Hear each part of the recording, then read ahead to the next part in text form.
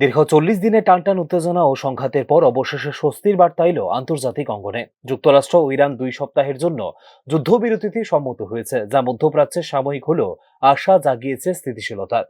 মার্কিন president Donald Trump জানিয়েছেন, পাকিস্তানের প্রধানমন্ত্রী শাহবাজ শরীফ এবং দেশটির সেনা প্রধানের অনুরোধের প্রেক্ষিতে নেওয়া হয়েছে এই গুরুত্বপূর্ণ সিদ্ধান্ত।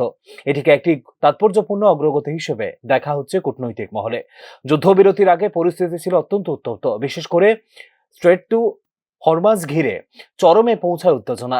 এই প্রণালী দিয়ে আন্তর্জাতিক তেল ও গ্যাস পরিবহনের একটি বড় অংশ সম্পূর্ণ হয়। প্রেক্ষিতে জাহাজ চলাচলে বিঘ্ন ঘটলে কঠোর সামরিক পদক্ষেপ নেওয়া হবে এবং গুরুত্বপূর্ণ অবকাঠামো হামলা চালানো হতে পারে বলে ইরানকে কড়া ভাষায় সতর্ক করে ট্রাম্প।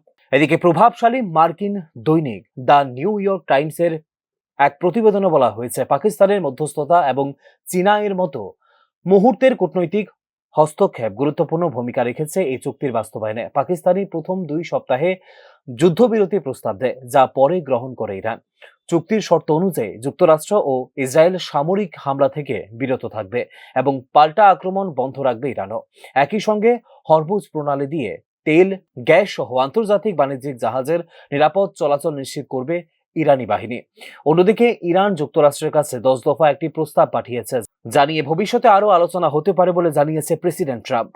তবে ইরানের সর্বোচ্চ জাতীয় নিরাপত্তা পরিষদ দাবি করেছে, ইতিমধ্যেই তাদের প্রস্তাব গ্রহণ করেছে যুক্তরাষ্ট্র এবং এই চুক্তিকে নিজেদের কূটনৈতিক সাফল্য হিসেবে দেখছে তারা। সামগ্রিকভাবে এই যুদ্ধবিরতি মধ্যপ্রাচ্যের অস্থির পরিস্থিতিতে কিছুটা হলেও স্বস্তি ফিরিয়ে আনতে পারে বলে মনে করছে বিশ্লেষকরা। তবে এটি কতটা স্থায়ী হবে তা নির্ভর করছে আসন্ন কূটনৈতিক আলোচনার উপর। Bureau report, news now.